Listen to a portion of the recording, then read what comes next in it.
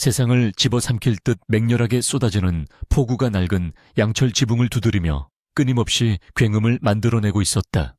창밖은 한 치 앞도 분간할 수 없을 정도로 짙은 어둠에 잠겨 있었고, 거세게 몰아치는 비바람은 이 외딴 진료소를 세상으로부터 철저히 고립시키고 있었다. 한서윤은 창가에 서서 유리에 비친 자신의 흐릿한 잔상을 응시하며 깊은 한숨을 내쉬었다. 서울 최고의 대학병원 흉부외과 에이스로 불리던 화려한 과거를 뒤로하고 아무 연고도 없는 이 한적한 시골 마을로 도망치듯 내려온 지 어느덧 3년이 흘렀다. 그녀는 이곳에서의 단조로운 삶이 자신에게 평온을 가져다 주었다고 믿고 싶었지만, 오늘 밤처럼 태풍이 몰아치는 날이면 가슴 깊은 곳에 묻어둔 불안감이 어김없이 고개를 들곤 했다. 빗방울이 유리창을 때릴 때마다 마치 누군가가 문을 두드리는 것 같은 착각에 그녀의 신경은 날카롭게 곤두서 있었다.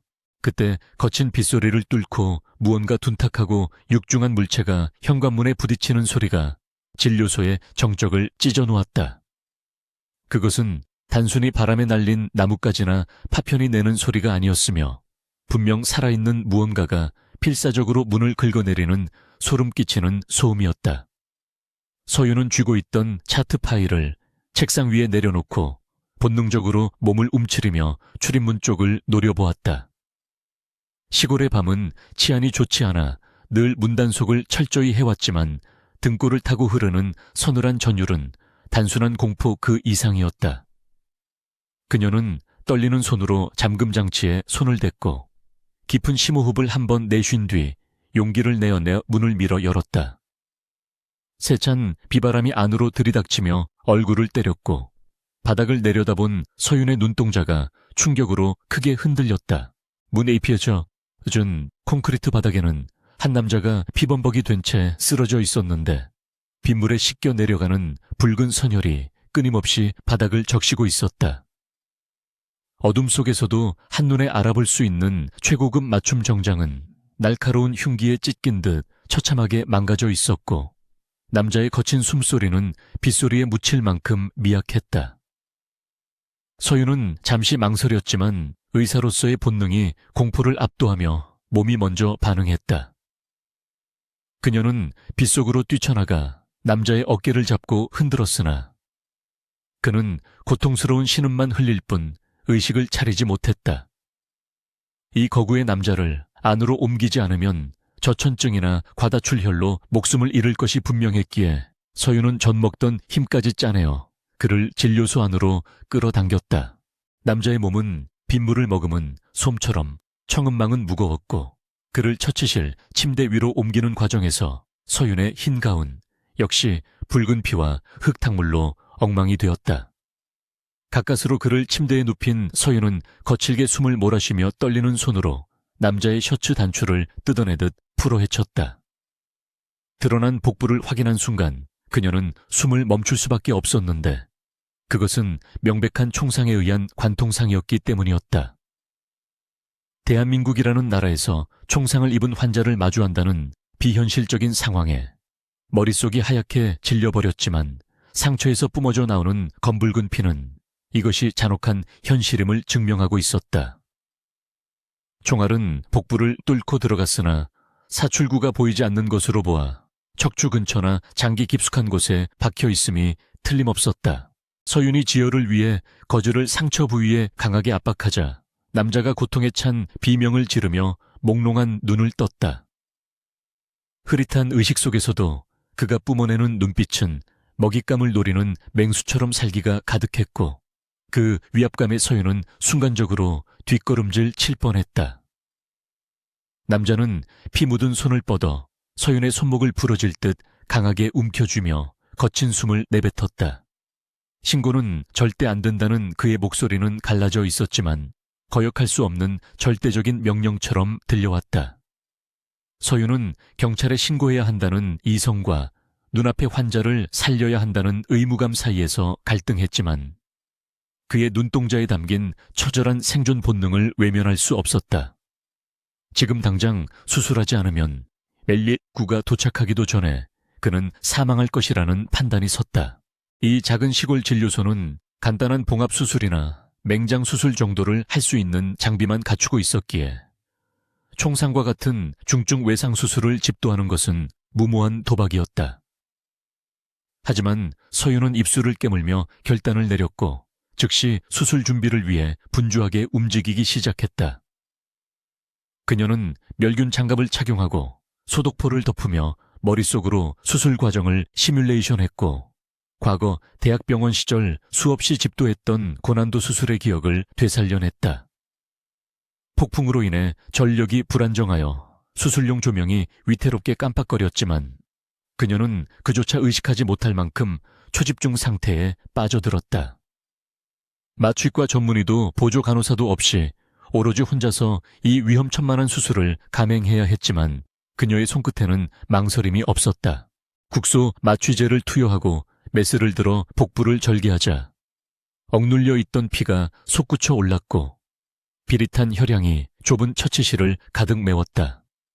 서윤은 석션으로 피를 빨아들이며 시야를 확보하려 애썼고 손상된 혈관을 찾아 지혈 겸자로 하나하나 잡아나갔다. 남자는 마취가 완전히 되지 않은 상태였음에도 불구하고 신음소리 한번 내지 않고 입술이 터지도록 이를 악물며 고통을 견뎌내고 있었다. 그의 초인적인 인내심 덕분에 서윤은 조금 더 과감하게 메스를 움직일 수 있었고 복강 내의 고인 피를 걷어내며 총알의 위치를 추적해 나갔다. 총알은 대동맥을 아슬아슬하게 비껴나가 요추 바로 앞 근육층에 박혀 있었는데 조금만 더 깊이 들어갔다면 하반신 마비나 즉사를 피할 수 없는 위치였다. 수술은 살얼음판을 걷는 듯.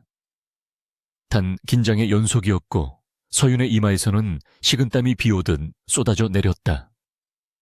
그녀는 핀셋을 이용해 근육 속에 파고든 금속 탄두를 조심스럽게 잡아당겼고 남자의 몸이 고통으로 크게 뒤틀렸다.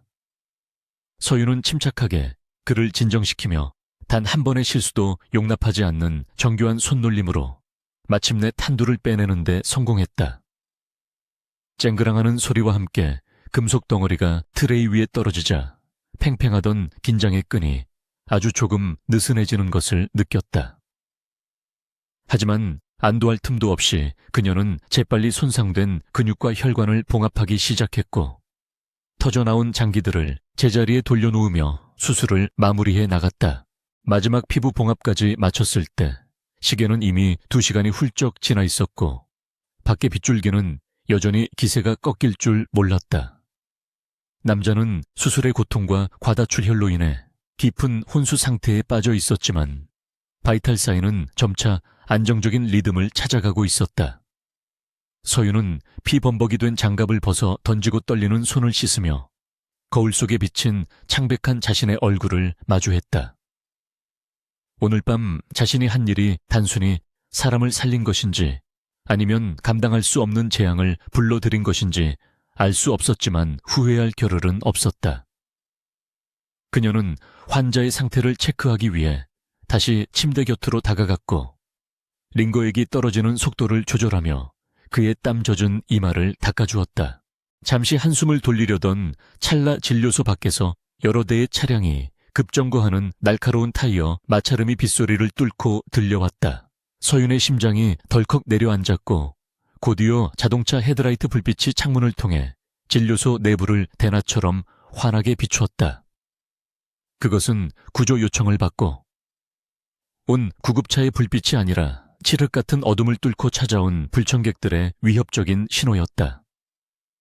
서윤이 상황을 파악하기도 전에 굳게 잠겨있던 진료소의 강화 유리문이 둔탁한 타격음과 함께 산산조각 나며 파편이 사방으로 튀었다. 폭발음과 함께 들이닥친 것은 비바람뿐만이 아니라 검은 양복을 입은 사내들의 살기 등등한 기운이었다. 5명의 건장한 사내들이 깨진 문틈으로 들이닥쳐 순식간에 진료소 로비를 점거했고 그들의 손에는 소음기가 장착된 권총이 들려 있었다. 젖은 구두가 바닥을 밟을 때마다 나는 소리가 공포를 가중시켰고 서윤은 본능적으로 환자가 누워있는 침대 앞을 가로막아 섰다. 그들은 훈련받은 특수부대원들처럼 군더더기 없는 동작으로 내부를 수색했고 우두머리로 보이는 남자가 천천히 서윤 쪽으로 걸어왔다. 그의 얼굴에는 긴 칼자국 흉터가 대각선으로 그어져 있었고 감정이 거세된 듯한 차가운 눈빛은 서윤을 벌레 보듯 무심히 훑어내렸다. 그는 서윤 뒤에 누워있는 남자의 생사를 확인한 뒤 입가에 비릿한 미소를 띠며 안도 섞인 한숨을 내쉬었다. 서윤은 떨리는 목소리로 여기는 병원이며 환자는 지금 절대 안정이 필요하다고 외쳤지만 그녀의 외침은 공허한 메아리에 불과했다. 흉터난 남자는 서윤의 경고를 무시한 채 부하들에게 손짓했고 즉시 2명의 사내가 다가와 수술이 갓 끝난 환자를 짐짝처럼 들어 올렸다. 서윤이 그들을 막으려 손을 뻗었지만 또 다른 사내가 그녀의 팔을 거칠게 낚아채 뒤로 꺾으며 바닥에 무릎 꿇렸다. 환자의 몸에 연결된 링거줄이 거칠게 뽑혀나가며 피가 역류했고 서윤은 그 참혹한 광경에 비명을 질렀다. 그들은 환자의 안위 따위는 안중에도 없는 듯 오로지 그를 데려가는 목적만을 달성하려 했다. 우두머리 남자는 서윤의 앞에 쭈그리고 앉아 그녀의 턱을 거칠게 들어 올리며 싸늘한 목소리로 속삭였다. 그는 목격자를 살려두는 것은 자신의 원칙에 어긋나지만 회장님을 살린 의술은 쓸모가 있을지 모른다며 묘한 여운을 남겼다. 그의 말이 끝나기가 무섭게 서윤의 뒷덜미에 강한 충격이 가해졌고 시야가 전멸하듯 흔들리며 정신이 아득해졌다. 쓰러지는 그녀의 몸을 사내들이 짐승 포획하듯 끌어올렸고 그녀는 반항할 힘조차 남아있지 않았다. 빗물과 눈물이 뒤섞인 채 그녀는 자신의 진료소가 점점 멀어지는 것을 희미한 의식 속에서 바라보아야 했다. 차가운 빗속으로 끌려나온 서윤은 대기하고 있던 검은색 세단의 뒷좌석으로 거칠게 밀어 넣어졌고 옆자리에는 의식 없는 환자가 창백한 얼굴로 쓰러져 있었다. 차문이 닫히며 빗소리는 차단되었지만 숨막히는 침묵과 화약 냄새가 차 안을 가득 채우고 있었다.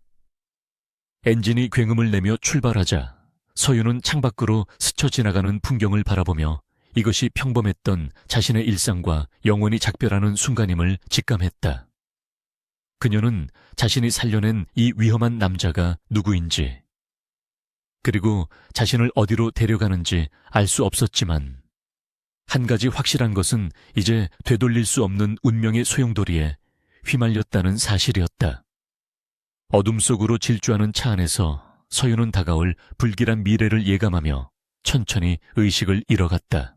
지끈거리는 두통과 함께 한서윤이 눈을 떴을 때 가장 먼저 느껴진 것은 낯선 천장의 화려한 샹들리에와 등 뒤에 닿는 최고급 실크 시트의 부드러운 감촉이었다.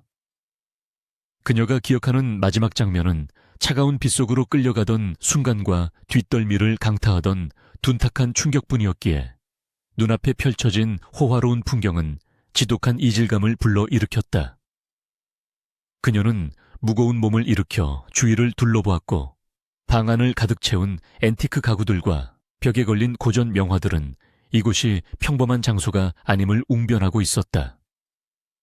창문 너머로 쏟아져 들어오는 아침 햇살은 눈이 부실 정도로 찬란했지만 서윤의 마음속에는 납덩이 같은 무거움이 내려앉았다.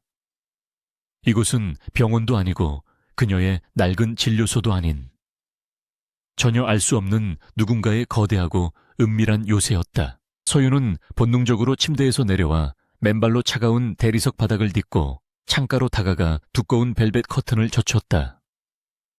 창밖으로 펼쳐진 풍경은 그녀가 갇힌 곳의 규모를 실감케 했는데 끝이 보이지 않는 정원과 그 너머를 둘러싼 높은 담벼락은 마치 거대한 성벽처럼 위압적이었다.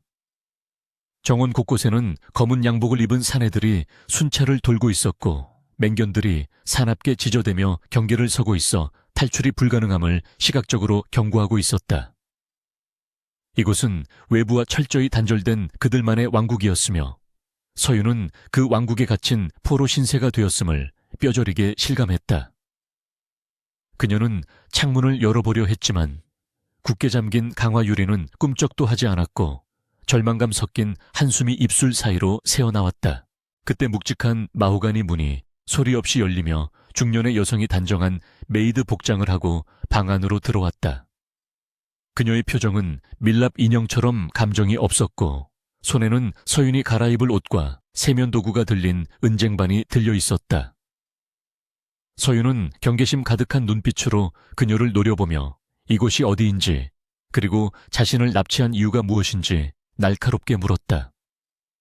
하지만 중년 여성은 서윤의 질문을 철저히 무시한 채 기계적인 어조로 주인님께서 기다리신다는 말만 반복할 뿐이었다.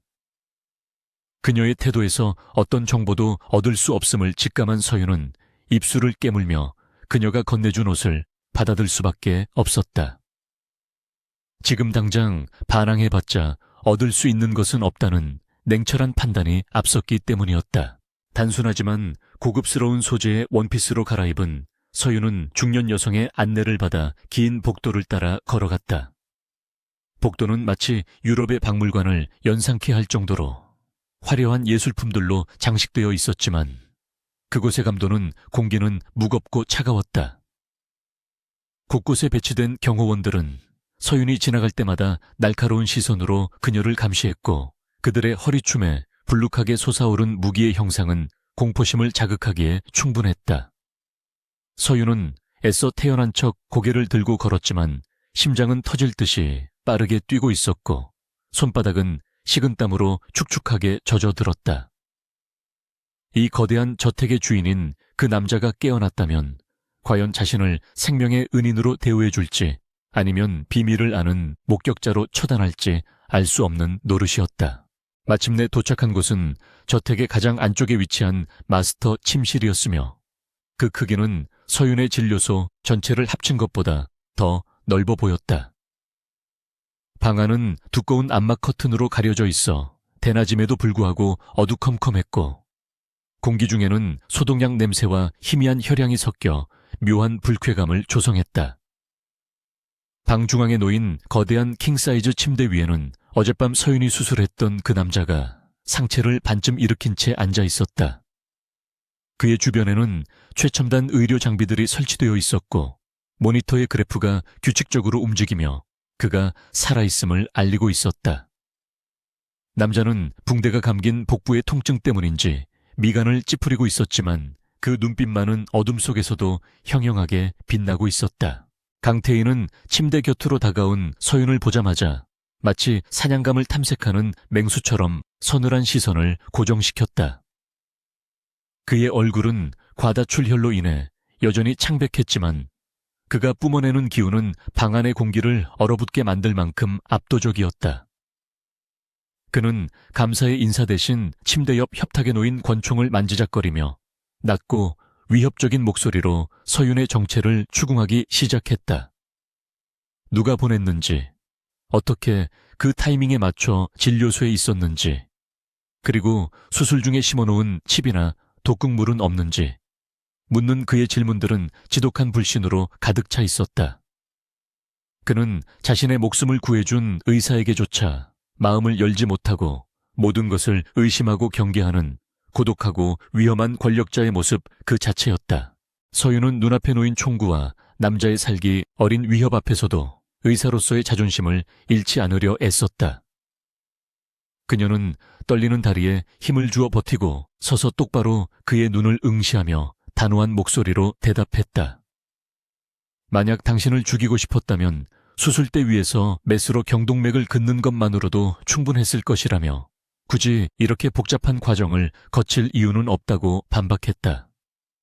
그녀의 논리적이고 당당한 태도에 태인의 눈썹이 꿈틀거렸고 의외라는 듯한 표정이 스쳐 지나갔다.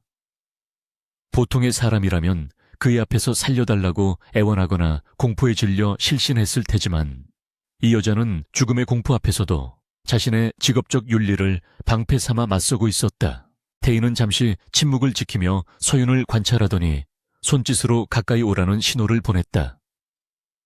서윤이 주저하며 다가가자 경호원들이 긴장하며 무기에 손을 올렸지만 태인은 그들을 제지했다.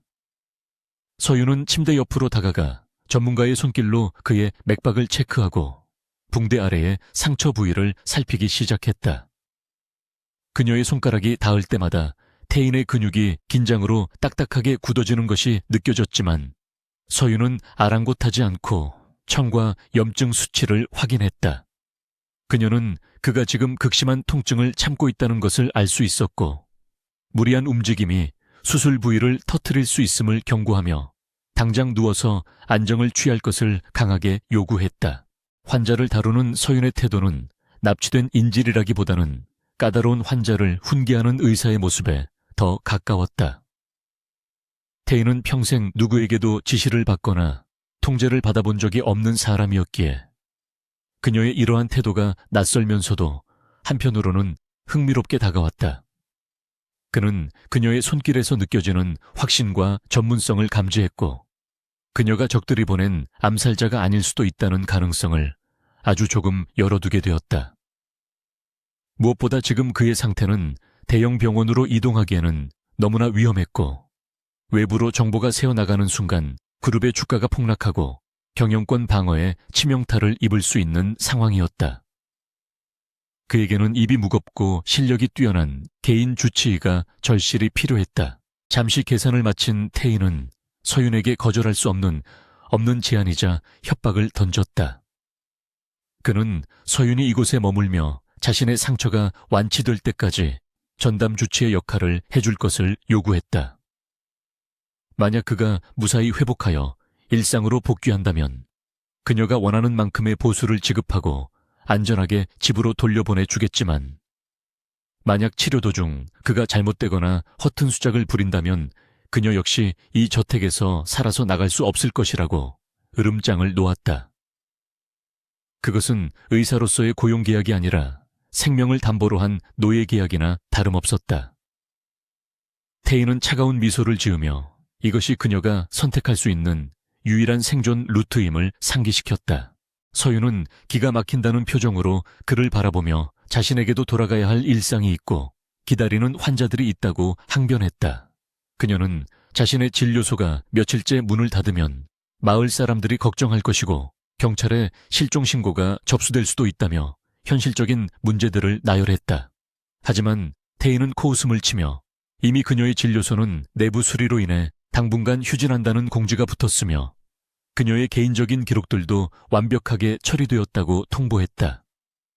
그는 서윤의 사회적 존재를 일시적으로 지워버린 것이나 마찬가지였고 그 치밀하고 신속한 일처리에 서윤은 소름이 돋았다.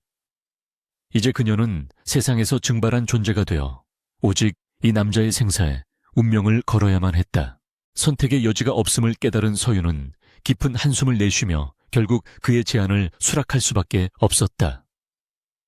하지만 그녀는 무조건적인 복종이 아닌 의사로서의 정당한 권리를 요구하는 대담함을 보였다. 그녀는 치료에 필요한 모든 의료 장비와 약품을 즉시 구비해 줄 것과 진료 과정에서 자신의 의학적 판단에 절대적으로 따를 것을 조건으로 내걸었다. 또한 자신이 죄수가 아닌 의사로서 대우받기를 원하며 최소한의 사생활을 보장해달라고 덧붙였다. 태인은 그녀의 당돌한 요구 조건들을 흥미로운 눈빛으로 바라보다가 고개를 끄덕이며 수락했다. 두 사람 사이에는 보이지 않는 팽팽한 긴장감 속에서 기묘한 계약이 성립되었다. 계약이 성립되자마자 서윤은 즉시 의사의 모드로 전환하여 태인의 상태를 점검하고 통증 조절을 위한 약물 투여를 준비했다. 그녀는 곁에 서 있던 경호원들에게 필요한 물품 리스트를 적어주며 당장 구해오라고 지시했고 그 위풍당당한 모습에 경호원들은 당황하며 태인의 눈치를 살폈다. 태인이 묵인한다는 듯 눈을 감자 경호원들은 서둘러 방을 빠져나갔고 방 안에는 두 사람만의 묘한 정막이 감돌았다. 서윤은 주사기를 들고 태인의 팔에 약물을 주입하며 당신의 목숨은 이제 내 손에 달려 있으니 함부로 굴지 말라고 나지막이 경고했다. 태인은 약 기운이 퍼지며 눈꺼풀이 무거워지는 와중에도 그녀를 향한 의심의 끈을 완전히 놓지 않았다. 첫 번째 처치를 마치고 방을 나온 서윤은 문에 기대어 주저앉을 뻔한 다리를 간신히 지탱했다. 긴장이 풀리면서 온몸에 힘이 빠져나갔고 등 뒤로는 식은땀이 줄줄 흘러내렸다.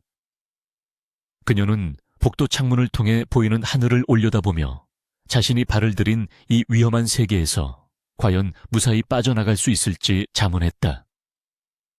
강태인이라는 남자는 그녀가 지금껏 겪어본 그 어떤 환자보다 위험하고 예측 불가능한 존재였다. 하지만 동시에 그녀의 가슴 깊은 곳에서는 알 수 없는 승부욕이 피어오르고 있었다. 그가 자신을 믿지 않는다면 실력으로 증명해 보이면 그만이었다. 서윤은 주먹을 꽉 쥐며 다시 한번 마음을 다잡았다. 그날 오후 서윤에게 배정된 방은 그녀가 처음 깨어났던 그 호화로운 객실로 정해졌고 문 밖에는 항상 경호원이 배치되어 감시를 늦추지 않았다. 저택의 집사는 서윤에게 필요한 물건이 있으면 언제든 말하라고 정중히 이야기했지만 그 친절함 뒤에는 철저한 통제가 숨어 있었다. 서윤은 방 안을 서성이며 탈출구를 찾아보았지만 모든 창문과 문은 완벽하게 봉쇄되어 있었다. 그녀는 책상 위에 놓인 최고급 만년필을 집어들고 종이 위에 현재 상황과 태인의 상태 그리고 앞으로의 치료 계획을 정리하기 시작했다. 이것은 그녀가 불안을 잠재우고 이성을 유지하기 위한 유일한 방법이었다. 저녁 식사 시간이 되자 메이드들이 호화로운 식사를 방으로 가져왔지만 서윤은 입맛이 없어 음식에 거의 손을 대지 못했다. 그녀의 머릿속은 온통 태인의 상처와 합병증의 가능성, 그리고 이 저택을 둘러싼 알 수 없는 위협들로 가득 차 있었다.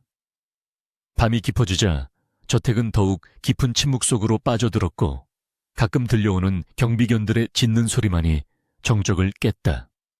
서윤은 침대에 누워 천장을 바라보며 어젯밤의 폭풍우와 피 묻은 남자, 그리고 오늘의 감금까지 이어진 일련의 사건들을 되새겼다.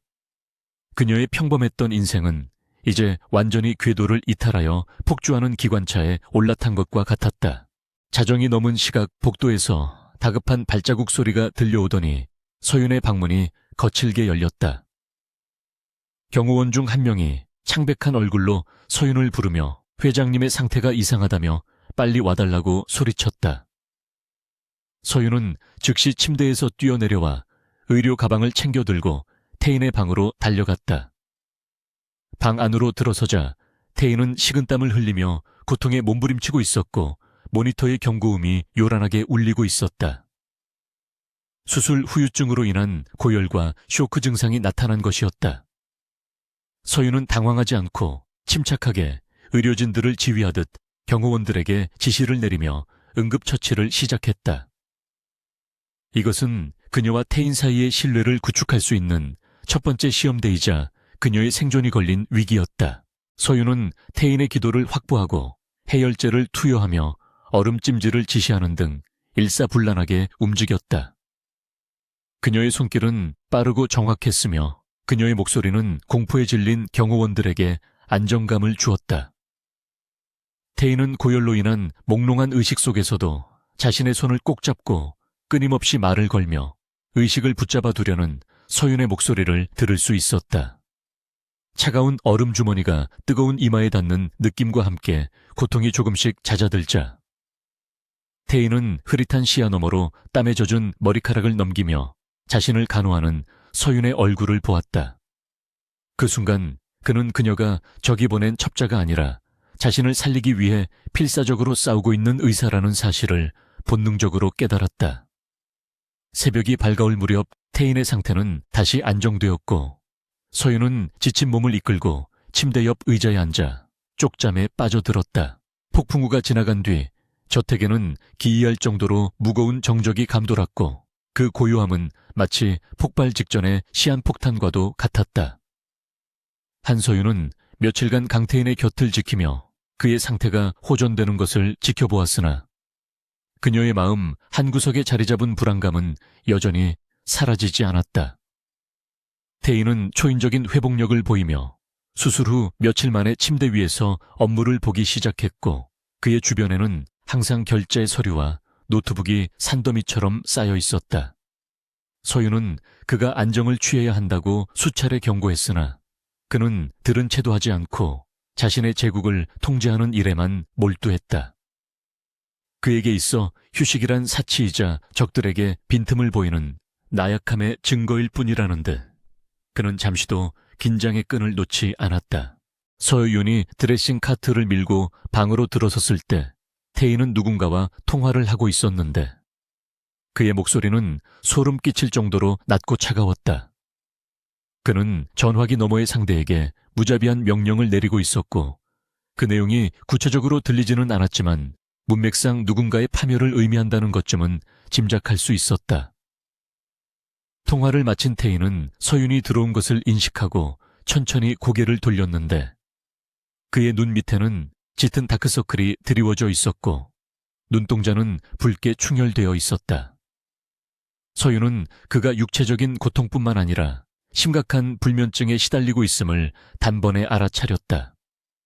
그는 밤이 되면 더욱 예민해졌고 아주 작은 소리에도 즉각적으로 반응하며 베개 밑에 숨겨둔 권총으로 손을 뻗곤 했다. 상처 부위에 소독을 위해 셔츠 단추를 푸는 과정에서도 태인의 시선은 허공의 한 지점에 고정된 채 날카롭게 빛나고 있었다.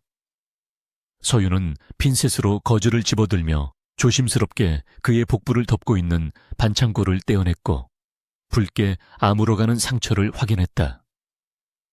다행히 염증 수치는 정상 범위로 돌아왔고 봉합 부위도 깨끗하게 붙어가고 있었지만 그의 몸은 끊임없는 긴장으로 인해 돌덩이처럼 굳어 있었다. 서윤은 소독약을 바르며 건조한 목소리로 잠을 자야 회복이 빨라진다고 조언했지만 태희는 코웃음을 치며 자신의 사전에는 편안한 잠이란 없다고 냉소적으로 대답했다. 그의 대답 속에는 오랫동안 누구도 믿지 못하고 살아온 권력자의 고독과 비애가 묻어 있었다. 서윤은 치료를 마치고도 방을 나가지 않고 그를 물끄러미 바라보았는데 의사로서 환자의 근본적인 문제를 해결해주고 싶은 욕심이 생겼기 때문이었다. 그녀는 이 남자가 단순히 잠을 안 자는 것이 아니라 잠드는 순간 무방비 상태가 되어 공격당할지도 모른다는 강박에 사로잡혀 있음을 간파했다. 서윤은 잠시 망설이다가 그에게 수면제를 처방해 줄 수 있다고 제안했지만 태희는 약물에 취해 의식을 잃는 것은 죽음과 다를 바 없다며 단호하게 거절했다. 그는 자신의 의지가 아닌 외부의 힘에 의해 아예 통제권을 잃는 것을 극도로 혐오하는 성격이었고 그것이 설령 치료를 위한 약물이라 할지라도 예외는 아니었다. 그날 밤 저택의 분위기는 평소와 다르게 살벌하게 변했는데 경호원들의 움직임이 분주해지고 복대는 알 수 없는 긴장감이 흘러 넘쳤다. 서윤은 방에 머물라는 지시를 받았지만 창밖 정원에서 들려오는 소란스러운 소리에 잠을 이룰 수 없어 조심스럽게 문을 열고 밖을 내다보았다. 복도 끝에서 검은 양복을 입은 사내들이 누군가를 거칠게 끌고 가는 모습이 보였고 끌려가는 남자는 피투성이가 된 채 살려달라고 애원하고 있었다. 서윤은 공포에 질려 입을 틀어막았지만 호기심과 알 수 없는 의무감이 그녀의 발길을 태인의 서재 쪽으로 이끌었다. 그곳에서는 태인이 차가운 얼굴로 꿇어앉은 남자를 내려다보고 있었고 바닥에는 이미 핏자국이 선명했다. 태인은 자신의 암살 시도와 관련된 내부 배신자를 색출해낸 것이었고 그 과정은 서윤이 상상했던 것보다 훨씬 잔혹하고 직접적이었다. 배신자는 태인의 일거수일투족을 외부 세력에게 보고하고 그날 밤 진료소로 가는 경로까지 유출한 수행비서 중 한 명이었다. 태인은 감정 없는 목소리로 왜 배신했는지 묻지 않았고 오직 그 덱에 대해서만 이야기하며 손에 들린 골프채를 바닥에 질질 끌었다. 서윤은 문틈으로 그 광경을 목격하고 숨이 멎을 듯한 공포를 느꼈지만 동시에 태인의 눈빛 속에 담긴 깊은 슬픔과 분노를 읽을 수 있었다. 그는 가장 믿었던 사람에게 등 뒤를 찔린 상처를 자신만의 방식인 피와 폭력으로 씻어내려 하고 있었다. 서윤이 인기척을 내자 태인의 날카로운 시선이 즉시 문 쪽으로 향했고 그녀는 얼어붙은 듯 그 자리에 멈춰 섰다. 태인은 피 묻은 골프채를 부에게 넘기고 천천히 걸어나와 서윤의 앞을 가로막았는데 그에게서는 짙은 혈향과 함께 억눌린 살기가 뿜어져 나왔다. 그는 서윤에게 이곳은 당신이 볼만한 곳이 아니라며 당장 방으로 돌아가라고 으르렁거렸다. 하지만 서윤은 그의 떨리는 손끝을 보았고 그가 지금 이 상황을 즐기는 것이 아니라 견뎌내고 있음을 직감했다. 그녀는 물러서는 대신 용기를 내어내어 그의 피 묻은 손을 잡으며 상처가 터졌으니 치료해야 한다고 침착하게 말했다. 그녀의 엉뚱하고도 대담한 반응에 태인의 눈동자가 크게 흔들렸다. 태인은 서윤의 손길을 뿌리치지 못하고 얌전히 그녀에게 이끌려 침실로 돌아왔는데 방금 전까지 사람을 신문하던 냉혈한의 모습은 온데간데 없었다. 서윤은 그를 침대에 앉히고 붕대 위로 베어나온 핏자국을 확인하며 능숙하게 드레싱을 교체하기 시작했다. 침묵 속에서 두 사람 사이에는 묘한 기류가 흘렀고 태인은 자신의 치부를 들킨 어린아이처럼 시선을 피했다. 서윤은 묵묵히 처치를 마친 뒤 따뜻한 물수건으로 그의 손에 묻은 타인의 피를 정성스럽게 닦아주었다. 그 따스한 온기는 차갑게 얼어붙어 있던 태인의 마음을 서서히 녹이는 듯 했고 그는 생전 처음 느껴보는 기묘한 위로를 받았다. 치료가 끝나자 서윤은 가방에서 작은 아로마 오일 병을 꺼내 손수건에 몇 방울 떨어뜨린 뒤 태인의 베개에 맡해 놓았다. 그녀는 이것이 신경을 안정시켜주는 라벤더 오일이라며 약을 먹기 싫다면 이 향기라도 맡으며 눈을 감아보라고 권유했다. 태인은 미신 같은 짓이라며 핀잔을 주었지만 서윤은 아랑곳하지 않고 방의 조명을 은은하게 낮추고 커튼을 쳐 외부의 빛을 차단했다.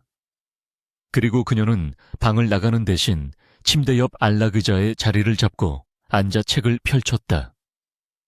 태인이 뭐 하는 거냐고 묻자 서윤은 당신이 잠들 때까지 내가 여기서 지켜볼 테니 안심하고 자라고 대답했다. 당신이 잠든 사이에 누군가 들어오면 내가 제일 먼저 소리칠 테니 나를 믿고 눈을 좀 붙이라는 서윤의 말은 태인에게 신선한 충격으로 다가왔다. 지금까지 그 누구도 그에게 자신의 잠을 지켜주겠다고 말한 사람은 없었으며 모두가 그의 잠든 틈을 노리거나 그가 깨어있기만을 바랐을 뿐이었다. 태인은 의자에 앉아 조용히 책장을 넘기는 서윤의 옆모습을 물끄러미 바라보다가 서서히 눈꺼풀이 무거워지는 것을 느꼈다.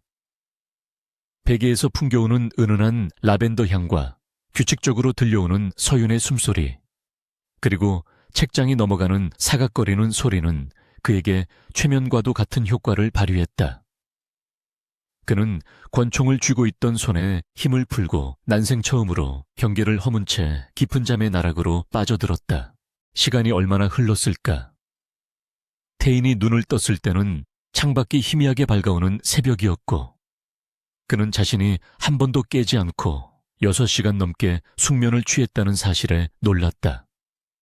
머리는 맑았고 몸을 짓누르던 피로감이 씻은 듯이 사라져 있었는데 이는 수년 만에 처음 느껴보는 개운함이었다.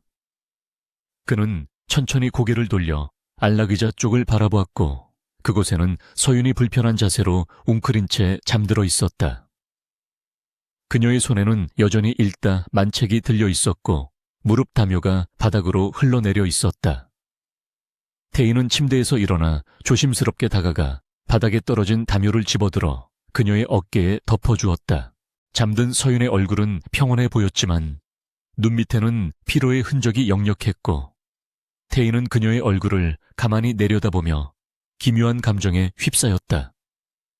자신을 납치하고 감금한 남자를 위해 밤새 곁을 지키며 잠을 설친 이 여자의 행동을 도저히 이해할 수 없었지만 한 가지 확실한 것은 그녀가 자신의 곁에 있는 것이 싫지 않다는 것이었다.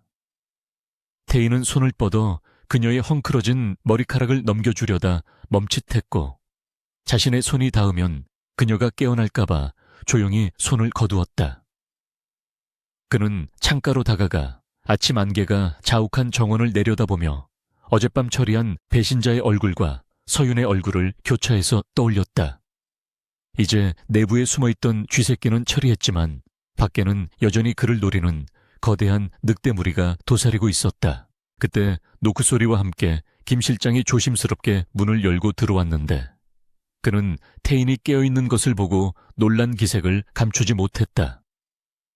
김 실장은 회장님께서 이렇게 깊이 주무신 것은 처음 봅니다라며 감탄했고, 태희는 검지손가락을 입술에 대며 조용히 하라는 신호를 보냈다. 김 실장은 의자에서 잠든 서윤을 보고 상황을 파악한 뒤 고개를 끄덕이며 목소리를 낮춰 보고를 시작했다. 어젯밤 신문 끝에 배신자가 털어놓은 배우 세력에 대한 정보와 강민재 상무가 최근 이사들을 비밀리에 접촉하고 있다는 첩보 내용이었다. 태인의 표정은 다시 차갑게 굳어졌고 눈빛에는 냉혹한 승부사의 기질이 되살아났다. 태인은 김 실장에게 강민재가 움직이기 시작했다면 우리도 더 이상 숨어있을 수 없다고 말하며 다가오는 창립기념일 파티에 참석하겠다는 뜻을 밝혔다. 그것은 자신의 건재함을 과시하고 적들을 일망타진하기 위한 위험한 도박이었지만 지금으로서는 유일한 돌파구였다. 그리고 그는 덧붙여 파티에 동행할 파트너로 한서윤을 데려가겠다고 선언했다. 김 실장은 일반인인 그녀를 공식 석상에 노출시키는 것은 너무 위험하다고 만류했지만 태희는 오히려 그녀를 내 곁에 두는 것이 가장 안전한 방법이라고 일축했다. 그는 서윤을 자신의 약점이 아닌 가장 강력한 무기이자 방패로 삼기로 결심한 것이었다. 서윤이 부스스 눈을 떴을 때 방 안은 이미 환하게 밝아 있었고 태희는 말끔하게 씻고 환자복이 아닌 셔츠 차림으로 창가에 서서 커피를 마시고 있었다. 서윤은 당황하며 자리에서 일어났고 자신이 환자보다 늦게까지 잤다는 사실에 민망해하며 얼굴을 붉혔다. 태희는 뒤를 돌아보며 깰 때까지 기다리느라 아침 회의도 미뤘다는 농담을 던졌는데 그의 표정은 어제보다 한결 부드러워져 있었다. 서윤은 그의 안색이 좋아진 것을 확인하고 안도의 미소를 지으며 어젯밤 잘 잤는지 물었다. 태희는 커피잔을 내려놓으며 덕분에 악몽을 꾸지 않았다고 솔직하게 대답했다. 태희는 서윤에게 다가와 진지한 눈빛으로 새로운 제안을 했는데 그것은 단순한 치료가 아닌 비즈니스 파트너로서의 역할이었다. 그는 며칠 뒤 열릴 회사 창립기념 파티에 자신의 약혼녀 자격으로 동행해 줄 것을 요구했다. 서윤이 깜짝 놀라며 거절하려 하자 태희는 이것은 부탁이 아니라 명령이며 동시에 당신이 안전하게 집으로 돌아가기 위한 마지막 미션이라고 강조했다. 그는 자신이 완벽하게 회복되었다는 것을 세상에 증명하기 위해서는 유능한 의사이자 매력적인 파트너인 그녀의 도움이 절대적으로 필요하다고 설명했다. 서윤은 이 위험한 연극에 휘말리는 것이 두려웠지만 태인의 눈 속에 담긴 간절함과 결의를 보며 거부할 수 없는 운명의 장난을 느꼈다. 한편 강민재의 펜트하우스에서는 깨진 유리잔 파편이 바닥에 흩어져 있었고 민재는 분노에 차서 비서의 멱살을 잡고 흔들고 있었다. 심어둔 첩자가 제거되었다는 소식과 함께 태인이 살아있을 뿐만 아니라 상태가 호전되고 있다는 정보가 들어왔기 때문이었다. 민재는 태인이 죽어야만 자신이 그룹의 회장직에 오를 수 있었기에 형의 생존은 곧 자신의 파멸을 의미했다. 그는 붉게 충혈된 눈으로 태인을 살려낸 그 의사라는 여자의 정체를 파악하라고 고함을 질렀다. 민재는 태인의 약점을 잡기 위해 혈안이 되어 있었고 아직 베일에 쌓인 서윤의 존재는 그의 새로운 타겟이 되기에 충분했다. 다시 저택으로 돌아와 서윤은 태인의 집무실에서 파티 참석을 위한 준비를 강요받고 있었는데 유명 디자이너들이 가져온 화려한 드레스들이 방 안을 가득 채우고 있었다. 태인은 소파에 앉아 서윤이 드레스를 입고 나올 때마다 까다롭게 평가하며 고개를 저었다. 서윤은 인형놀이 같은 이 상황이 불만스러웠지만 태인은 그녀의 안전과 완벽한 위장을 위해서는 사소한 디테일 하나도 놓칠 수 없다며 고집을 부렸다. 마침내 서윤이 짙은 네이비색의 우아한 오프숄더 드레스를 입고 나왔을 때 태인의 시선이 멈췄고 그의 눈빛에는 감탄과 함께 소유욕이 서렸다. 태인은 자리에서 일어나 서윤에게 다가가 그녀의 목에 다이아몬드 목걸이를 직접 걸어주며 거울 속에 비친 두 사람의 모습을 바라보았다. 그는 서윤의 귀에 대고 파티장에서는 내 손을 절대 놓지 말라고 속삭였고 그 말은 단순한 연기를 넘어선 진심처럼 들렸다. 서윤은 거울 속의 낯선 자신과 차가운 카리스마를 내뿜는 태인을 보며 이제 돌이킬 수 없는 강을 건너고 있음을 깨달았다. 폭풍우 치던 밤 진료소에서 시작된 인연은 이제 화려하지만 위태로운 사교계의 전쟁터로 무대를 옮겨가고 있었고, 그들의 앞에는 화려한 조명 뒤에 숨겨진 치명적인 덫이 기다리고 있었다.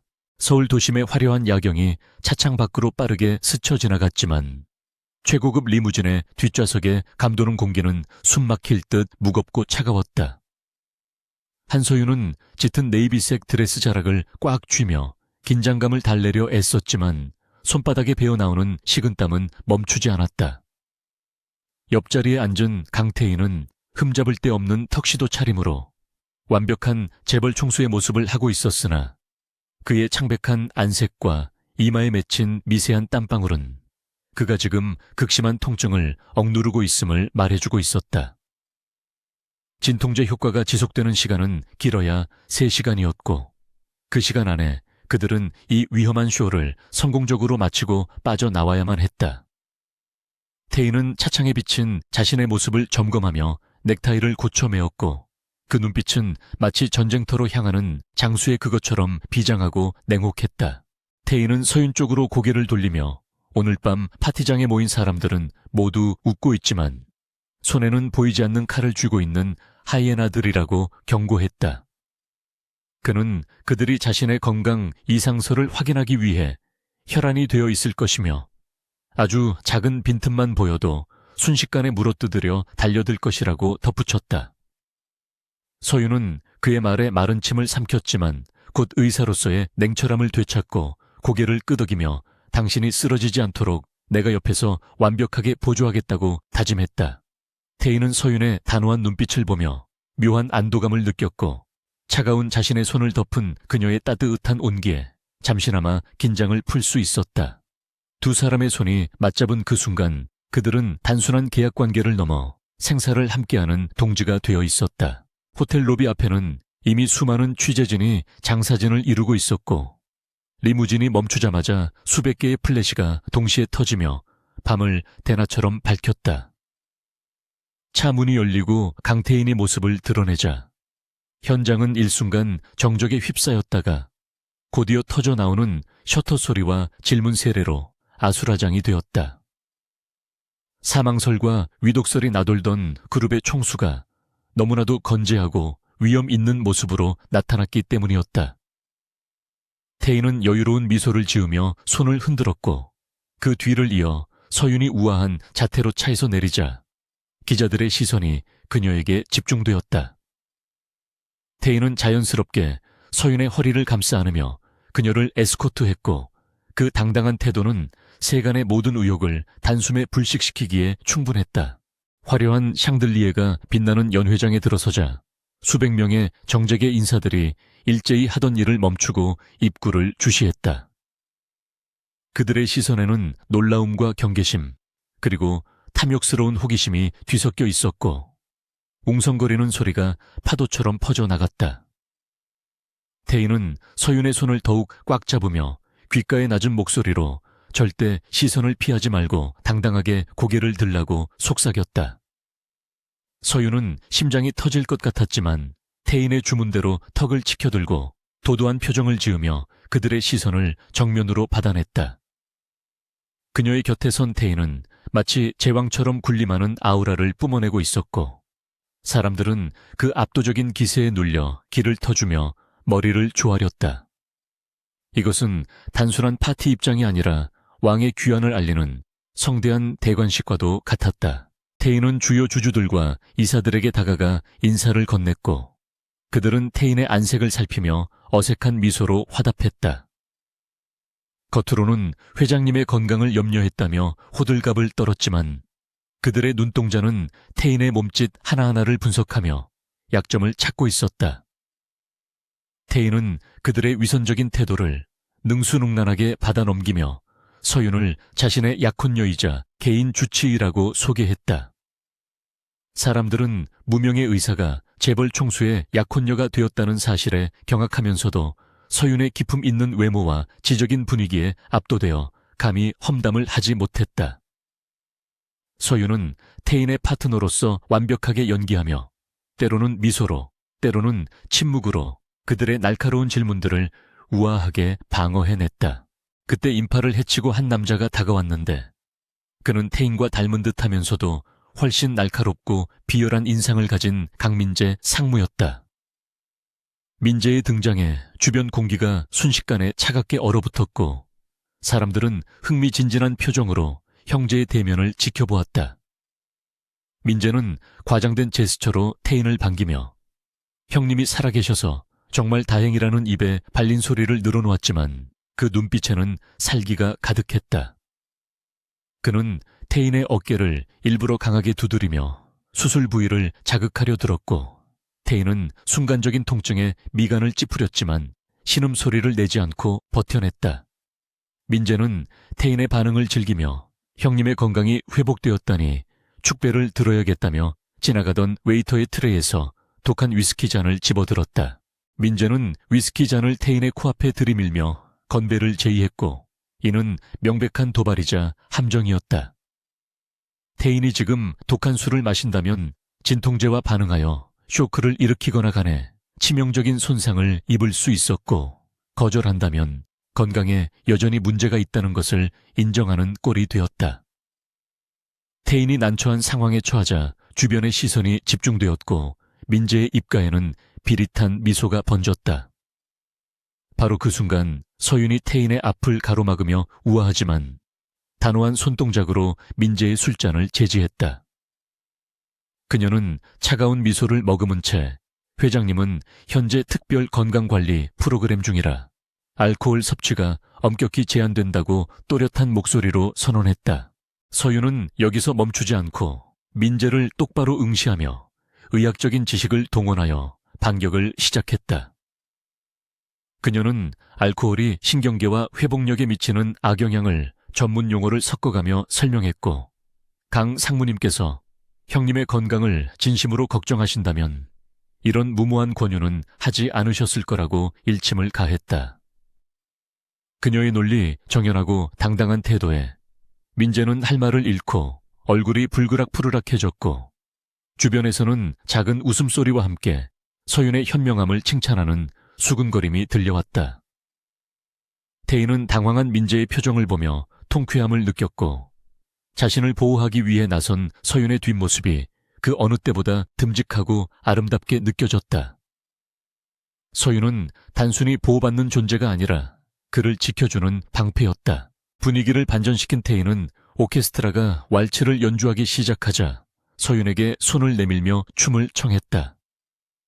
이것은 자신의 신체적 능력이 완벽하다는 것을 증명하기 위한 마지막 퍼포먼스이자 서윤에 대한 감사의 표시였다. 서윤은 그의 복부 상처가 걱정되어 주저했지만 태인의 눈빛에 담긴 확신을 읽고 조심스럽게 그의 손을 잡았다.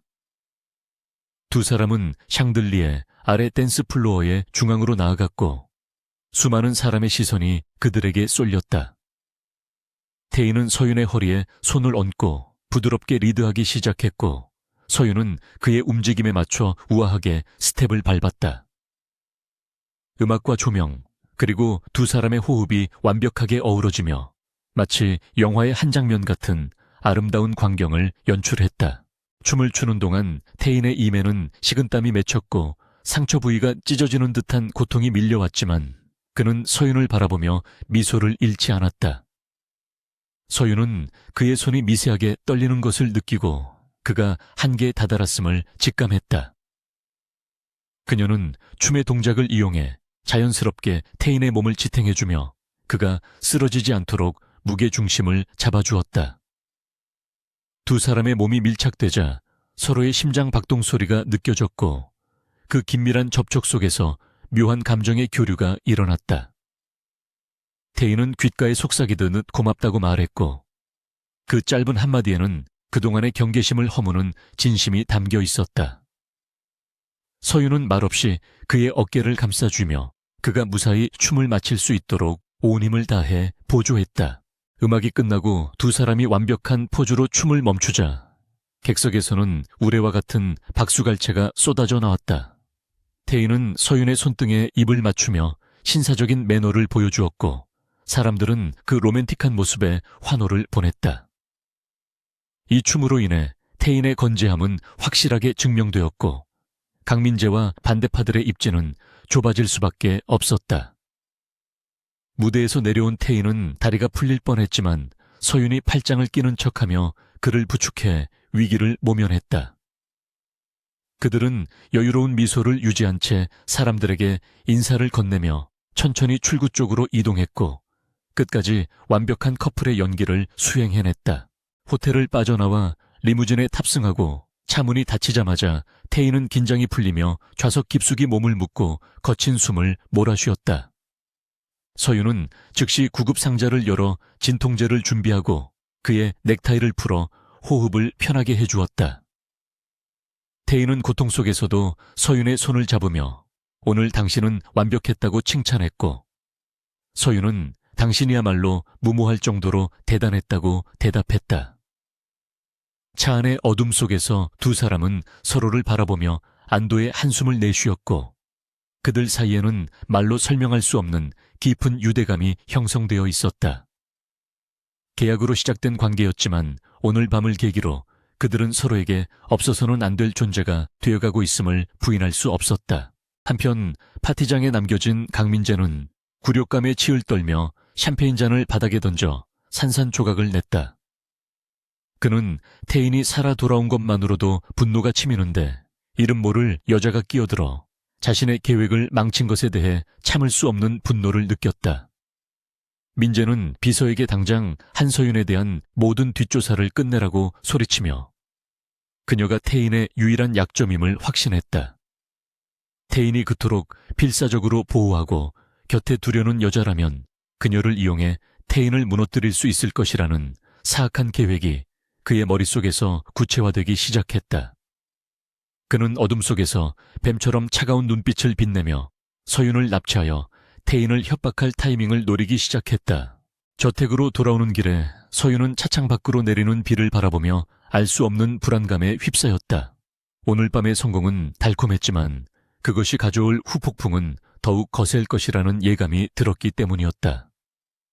태인은 지친 듯 눈을 감고 있었지만 잡고 있는 서윤의 손은 놓지 않았고 서윤 역시 그 손을 뿌리치지 않았다. 그녀는 이제 자신이 평범한 의사의 삶으로 돌아갈 수 없음을 깨달았고 이 위험한 남자의 곁에서 끝까지 싸워야만 하는 운명을 받아들였다. 차는 빗길을 뚫고 어둠 속을 질주했고 그들의 앞에는 더 큰 시련과 위험이 폭풍처럼 기다리고 있었다. 저택에 도착한 태인은 서윤의 부축을 받아 침실로 이동했고 침대에 눕자마자 극심한 피로가 몰려왔다. 서윤은 링거를 연결하고 바이탈을 체크하며 밤새 그의 곁을 지킬 준비를 했다. 태인은 몽롱한 의식 속에서 서윤의 손을 잡으며 가지 말라고 중얼거렸고 서윤은 그의 이마를 짚어주며 아무데도 가지 않는다고 안심시켰다. 태인이 잠든 후 서윤은 창가에 서서 밤하늘을 올려다보았는데 구름 사이로 희미하게 빛나는 달빛이 마치 그녀의 위태로운 처지처럼 보였다. 그녀는 태인을 살리기 위해 시작한 일이었지만 이제는 자신의 감정이 그를 향해 움직이고 있음을 인정해야만 했다. 그리고 그 감정이 자신을 파멸로 이끌지 구원으로 이끌지는 오직 시간만이 알고 있을 터였다. 파티가 끝난 후 며칠 동안 저택 주변은 폭풍 전야와도 같은 고요함에 휩싸여 있었지만 그 이면에는 팽팽한 긴장감이 흐르고 있었다. 강태인은 서윤의 얼굴이 언론에 공개된 이상 그녀가 더 이상 안전하지 않다는 사실을 뼈저리게 인식하고 있었고 그녀를 보호하기 위한 특단의 조치를 강구했다. 그는 서윤을 도심에서 멀리 떨어진 자신의 비밀 안전 가옥으로 이동시키기로 결정했는데 그곳은 요새와 다름없는 보안 시스템을 갖추고 있어 외부의 침입이 불가능한 곳이었다.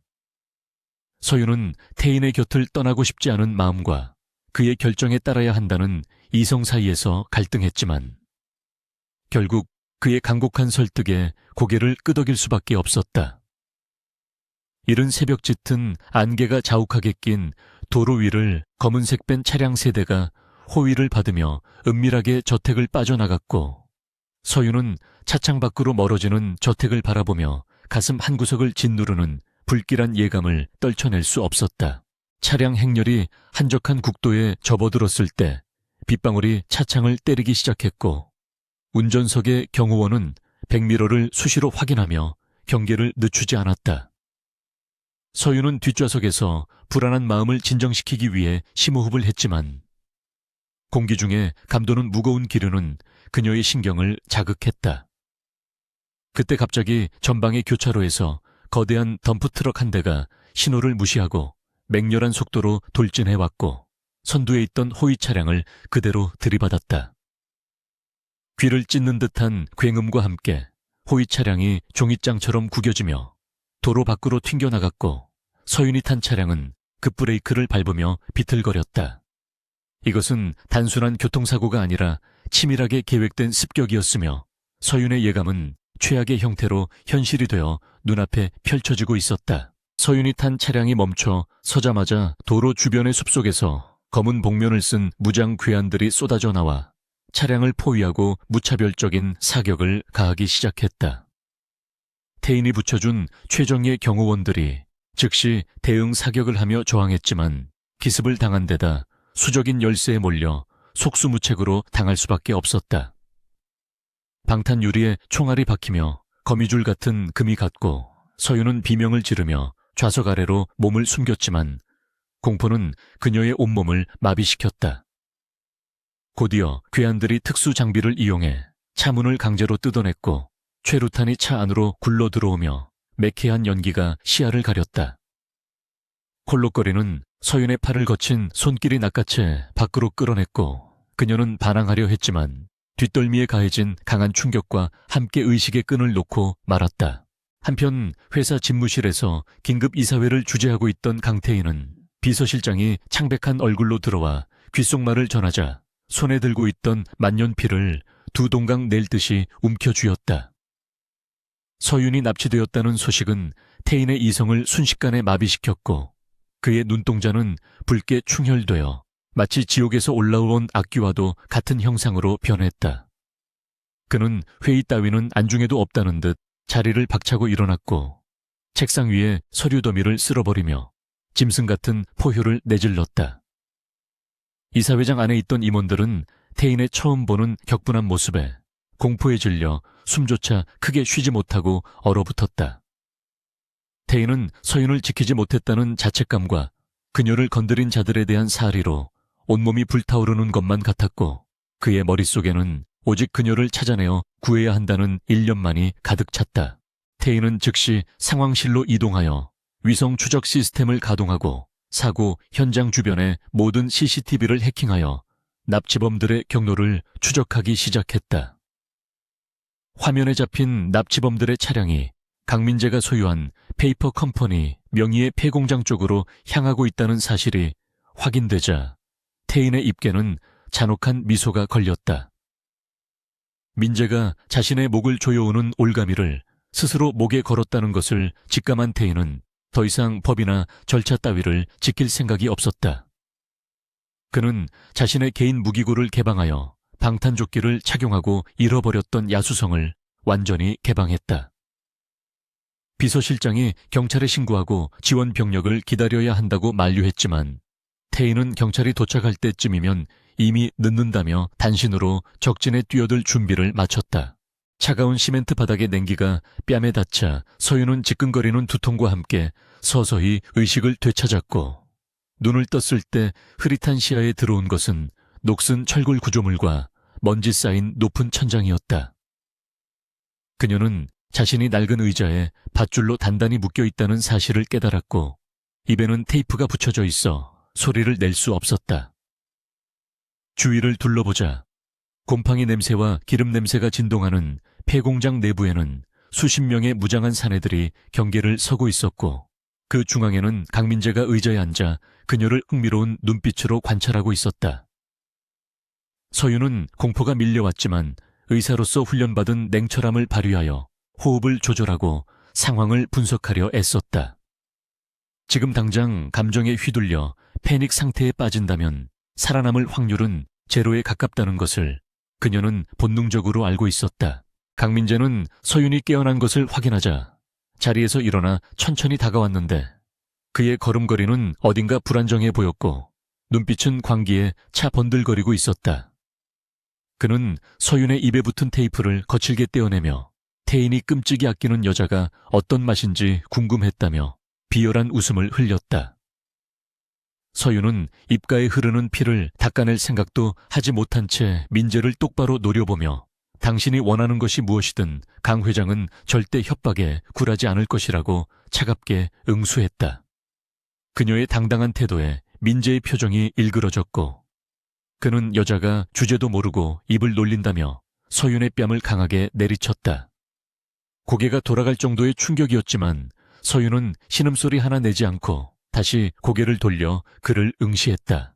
서윤은 민재의 동공이 비정상적으로 확장되어 있고 손끝이 미세하게 떨리고 있다는 사실을 놓치지 않았는데 이는 명백한 약물 중독의 금단 현상이었다. 그녀는 이 점이 민재의 약점이자 자신이 이용할 수 있는 유일한 무기라고 판단했다.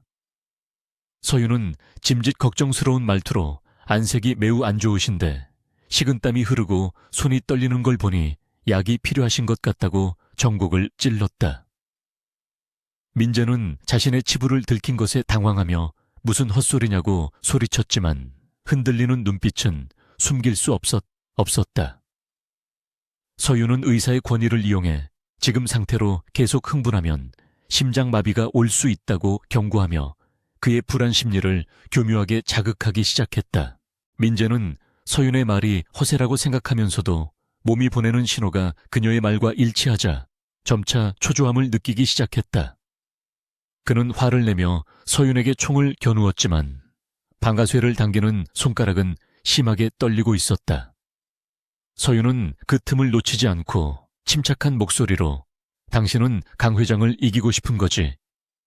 살인자가 되고 싶은 건 아니지 않냐며 그를 심리적으로 압박했다. 그녀는 민재가 가진 열등감과 인정 욕구를 건드리며 시간을 끌었고 민재는 혼란스러운 표정으로 총을 내렸다 올리기를 반복했다.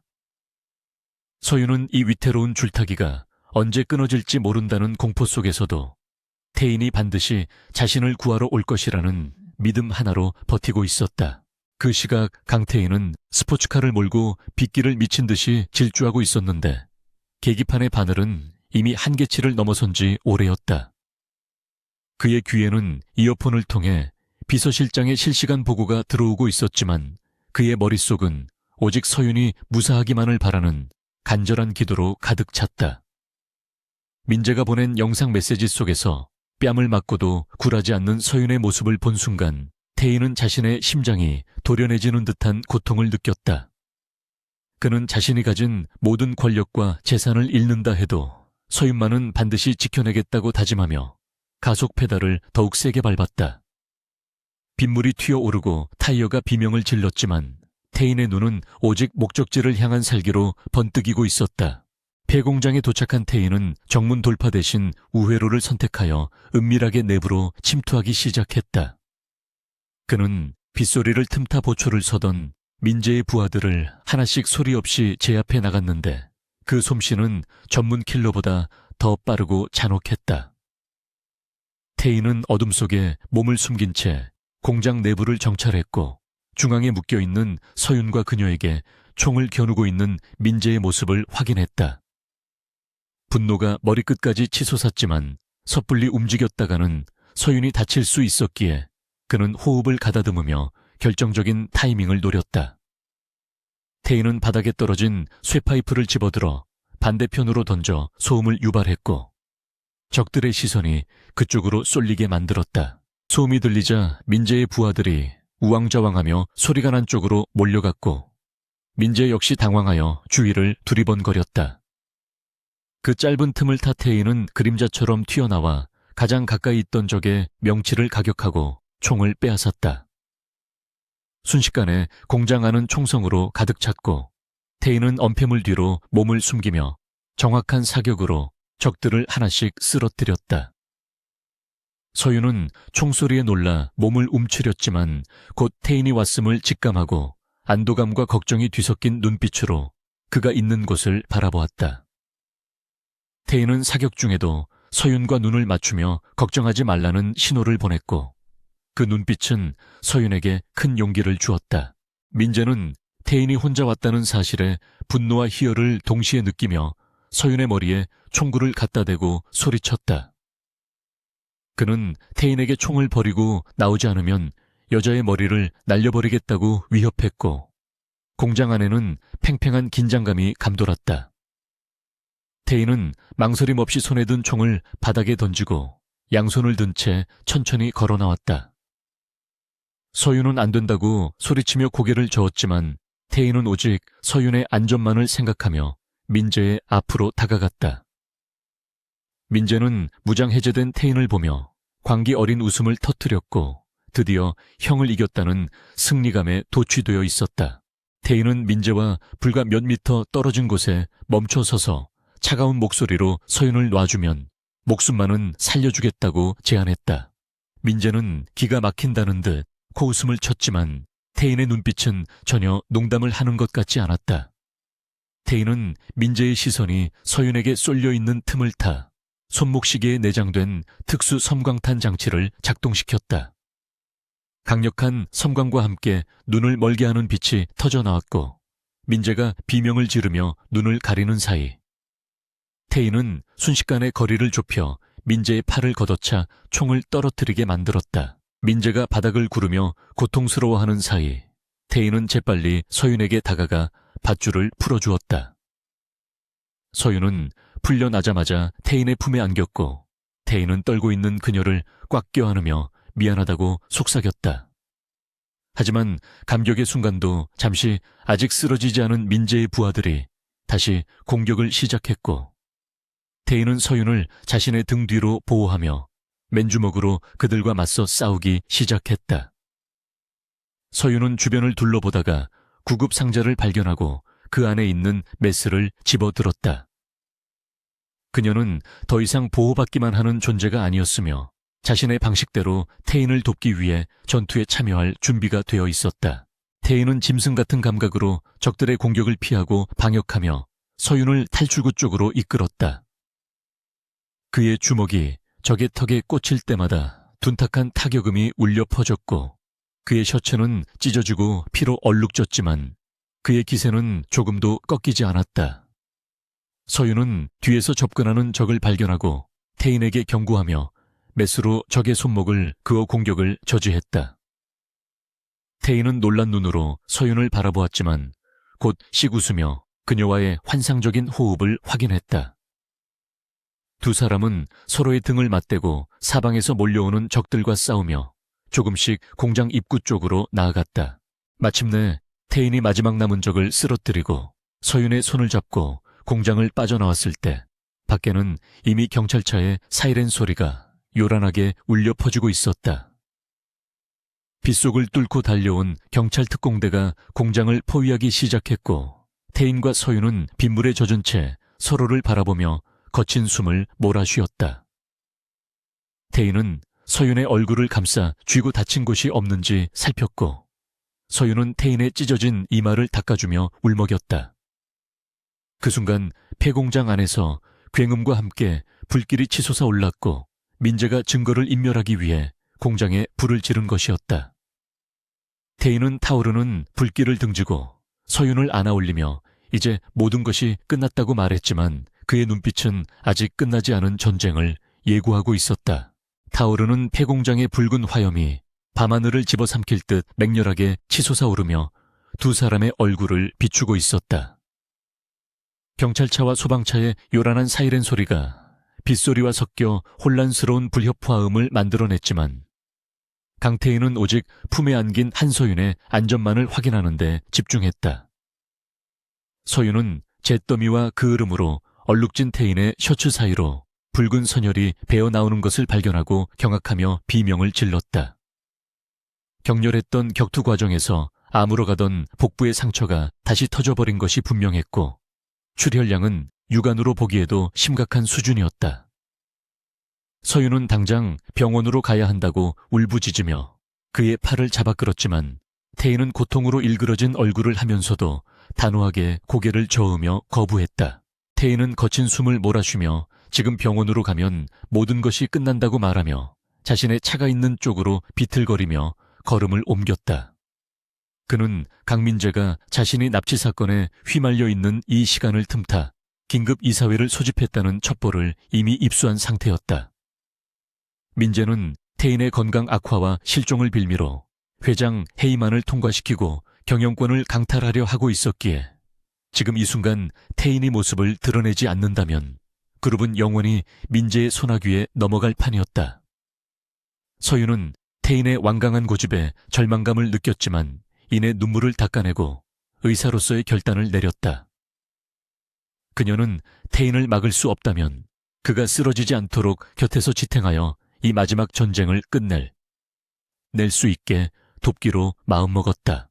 두 사람은 반쯤 부서진 스포츠카에 올라 미르그룹 본사를 향해 빗길을 질주하기 시작했고 차 안의 공기는 피냄새와 긴장감으로 무겁게 가라앉아 있었다. 서윤은 구급 상자에 있는 거즈와 압박 붕대를 이용해 운전하는 태인의 복부를 강하게 압박하며 지혈을 시도했다.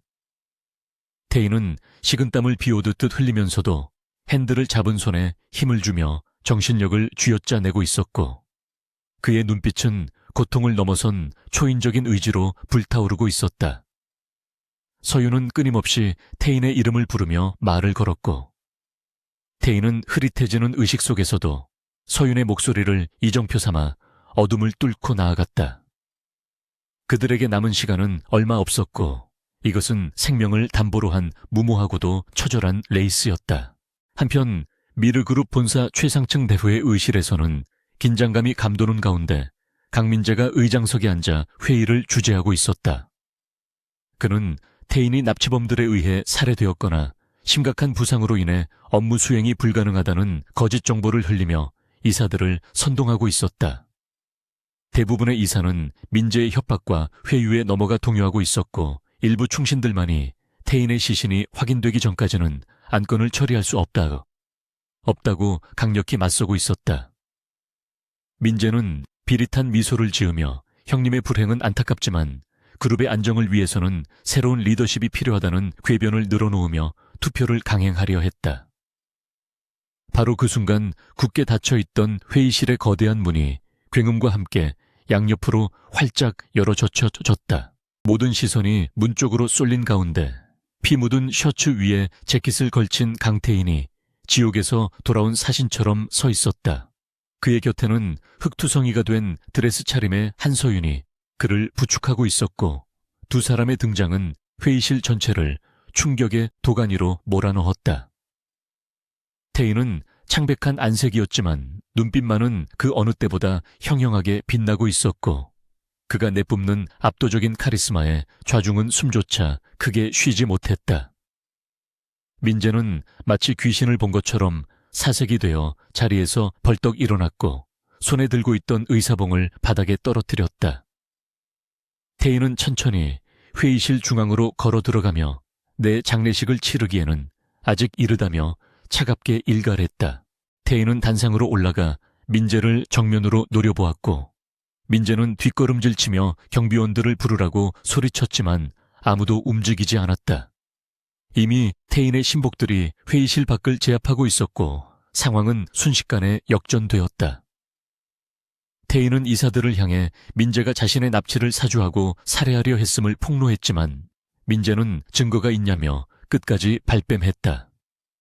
그는 오히려 태인이 정신 착란 증세를 보이고 있다며 몰아세웠고 뻔뻔한 그의 태도에 서윤은 분노를 참지 못하고 앞으로 나섰다.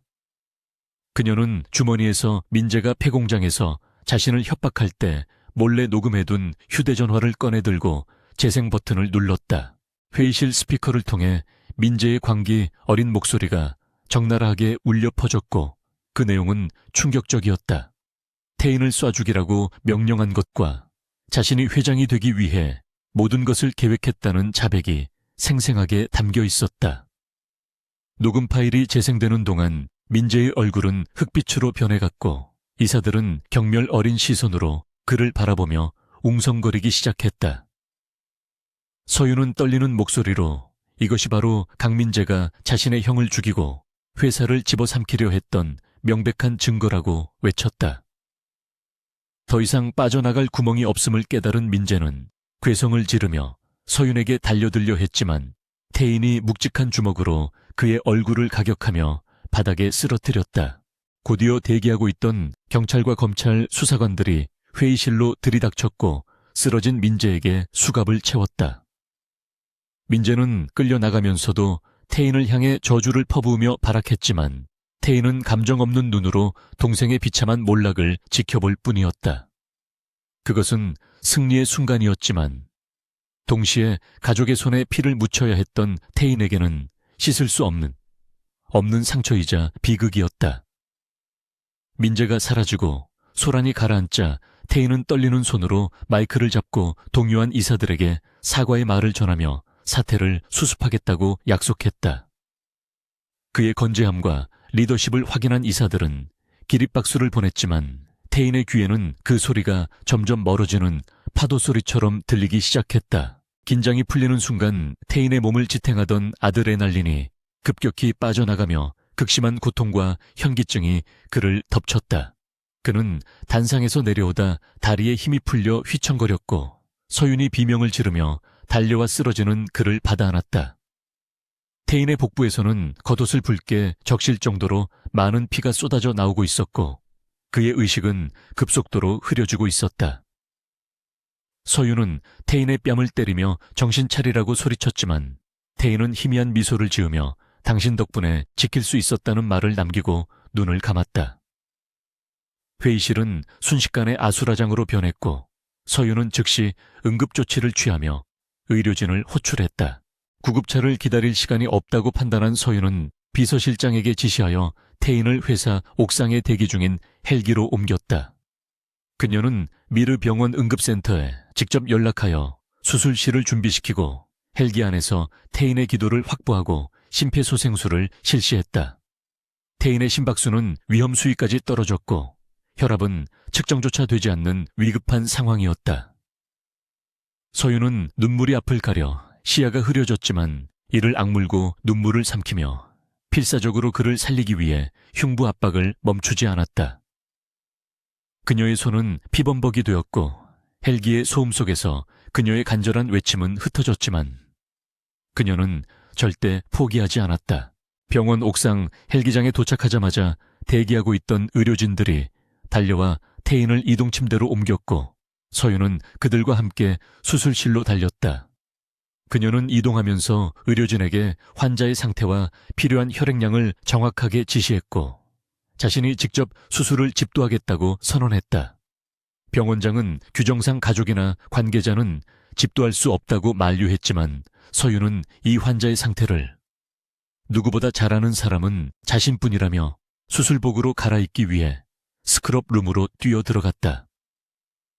그녀의 눈빛에는 광기서린 집착과 의사로서의 냉철함이 공존하고 있었고 병원장은 그녀의 기세에 눌려 결국 허락할 수밖에 없었다. 수술실의 차가운 공기 속에 들어선 서윤은 수술대 위에 누워있는 태인을 보며 잠시 호흡을 가다듬었다. 모니터의 심박 그래프는 불규칙하게 요동치고 있었고 마취과 의사는 환자의 상태가 매우 위독하다고 경고했다. 서윤은 메스를 잡은 손을 떨지 않기 위해 마음속으로 수없이 주문을 외우며 개복을 시작했다. 복강 내부는 이미 터진 혈관에서 쏟아져 나온 피로 가득 차 있었고 지난번 수술 부위뿐만 아니라 격투로 인한 새로운 장기 손상까지 발견되었다. 그것은 의사 생활 중 마주한 가장 절망적인 수술 필드였지만 서윤은 감정을 철저히 배제하고 기계처럼 손을 움직였다. 수술이 진행되는 동안 몇 번의 위기가 찾아왔고 그때마다 수술실 안에는 긴장감이 감돌았다. 혈압이 급격히 떨어져 어시스트들이 당황할 때도 서윤은 침착하게 대처하며 출혈 지점을 찾아 지혈했다. 그녀는 자신의 피를 나눠주는 심정으로 한 땀 한 땀 정성을 다해 봉합했고 시간은 무정하게 흘러갔다. 장장 8시간에 걸친 대수술 끝에 마침내 태인의 바이탈 사인이 안정권에 접어들었고 서윤은 그제야 손에서 메스를 내려놓을 수 있었다. 수술실 바닥에 주저앉은 서윤은 안도감과 탈진으로 인해 온몸이 땀으로 젖어 있었고 멍하니 태인의 얼굴을 바라보았다. 중환자실로 옮겨진 태인은 수많은 튜브와 기계장치에 둘러싸여 있었지만 그의 표정은 고통 없이 편안해 보였다. 서윤은 유리창 너머로 그를 지켜보며 지난 며칠간의 일들이 주마등처럼 스쳐 지나가는 것을 느꼈다. 빗속의 만남부터 납치, 그리고 죽음을 넘나든 탈출까지. 그들은 너무나 많은 것을 함께 겪었고 이제는 서로 때려야 뗄 수 없는 운명 공동체가 되어 있었다. 서윤은 태인이 깨어날 때까지 한 발자국도 움직이지 않고 곁을 지키겠다고 다짐하며 중환자실 앞 의자에 앉았다. 창밖에는 긴 밤이 지나고 여명이 밝아오고 있었고 그것은 폭풍우가 지나간 뒤 찾아온 고요하고도 찬란한 새로운 시작을 알리는 빛이었다. 며칠 후 태인의 의식이 돌아왔다는 소식이 전해졌을 때 서윤은 병실로 달려가 벅찬 가슴을 억누르며 그의 곁에 섰다. 태인은 산소호흡기를 떼고 힘겹게 눈을 떠 서윤을 바라보았고 그의 눈빛은 이전보다 훨씬 깊고 따뜻해져 있었다.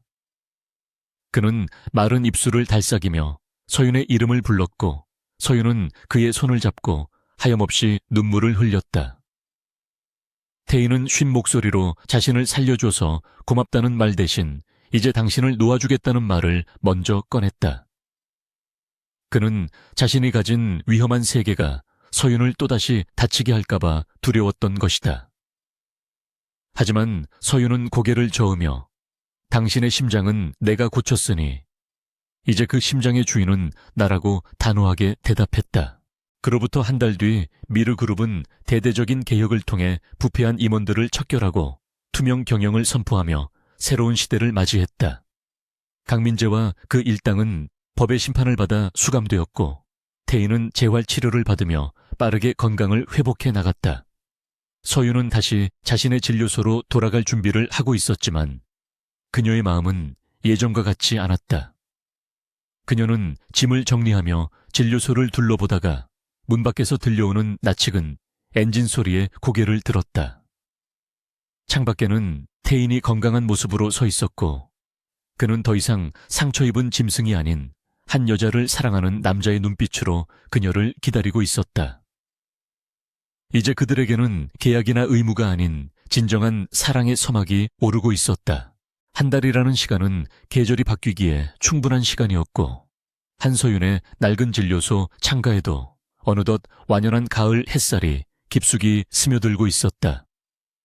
그녀는 진료실 선반에 놓인 의학 서적들과 손때 묻은 청진기를 종이 상자에 차곡차곡 담으며 지난 3년간의 은둔 생활을 정리하고 있었다. 이곳은 세상의 소란으로부터 도망쳐온 그녀에게 유일한 안식처이자 도피처였으나 이제는 더 이상 숨을 필요가 없다는 것을 그녀 스스로가 가장 잘 알고 있었다. 먼지가 춤추는 텅 빈 공간을 둘러보는 서윤의 눈빛에는 묘한 아쉬움과 함께 새로운 시작을 앞둔 설렘이 교차하고 있었다. 그녀가 이곳을 떠나는 것은 도망이 아니라 더 넓은 세상으로 나아가기 위한 스스로의 선택이었기에 발걸음은 그 어느 때보다 가벼웠다. 마지막으로 책상 위에 놓인 진료 기록부를 챙겨 넣으려는 순간 밖에서 들려오는 부드러운 엔진 소리가 정적을 깼다. 그것은 폭풍우 치던 그날 밤의 요란하고 위협적인 굉음과는 달리 마치 오랜 친구가 찾아온 듯 조용하고 정중한 소리였다. 서윤은 하던 일을 멈추고 천천히 현관으로 걸어나갔고 문을 열자 따스한 가을 바람과 함께 익숙한 실루엣이 시야에 들어왔다. 강태희는 최고급 세단에 기대어 서 있었는데 핏기 없던 창백한 얼굴과 붕대 감긴 몸 대신 건강한 혈색과 완벽한 핏의 슈트 차림을 하고 있었다. 그는 선글라스를 벗으며 서윤을 향해 부드러운 미소를 지어 보였지만 그 눈빛 깊은 곳에는 여전히 그녀를 향한 간절함과 애틋함이 일렁이고 있었다. 죽음의 문턱에서 서로를 끌어올렸던 두 사람은 이제 의사와 환자도 납치범과 인질도 아닌 오롯이 남자와 여자로서 서로를 마주하고 있었다. 태희는 천천히 서윤에게 다가와 그녀의 앞에 멈춰 섰고 그 거리에는 더 이상 경계심이나 두려움이 존재하지 않았다. 그는 짐을 정리하던 서윤의 손을 가만히 내려다보며 정말로 떠날 생각이냐고 낮게 물었다. 서윤은 담담하게 고개를 끄덕이며 이제 당신도 완쾌되었고 나도 내 자리로 돌아가야 할 시간이라고 대답했다. 하지만 태희는 고개를 저으며 당신의 자리가 과연 이 좁은 시골 마을인지 아니면 더 많은 생명을 살릴 수 있는 곳인지 되물었다. 그의 질문은 서윤의 가슴 깊은 곳에 묻어두었던 의사로서의 열정과 야망을 정확히 꿰뚫고 있었다. 태희는 품 안에서 서류 봉투 하나를 꺼내 서윤에게 건넸는데 그것은 단순한 제안서가 아닌 그녀의 꿈을 실현해줄 청사진이었다. 서윤이 의아한 표정으로 봉투를 열어보자 그 안에는 미르 의료재단 설립 계획서와 함께 그녀가 정원을 위임받을 외상센터장 임명장이 들어있었다.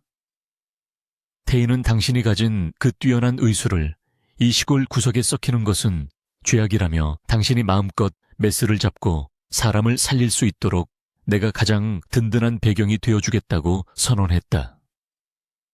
이것은 돈으로 사람을 매수하려는 재벌의 오만함이 아니라 그녀의 능력을 진심으로 존중하고 인정하는 파트너로서의 제안이었다.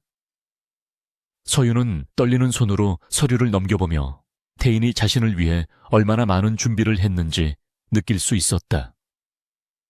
그는 그녀를 자신의 새장 안에 가두는 대신 그녀가 더 높이 날아올라 세상을 내려다볼 수 있도록 날개를 달아주고 싶어 했다.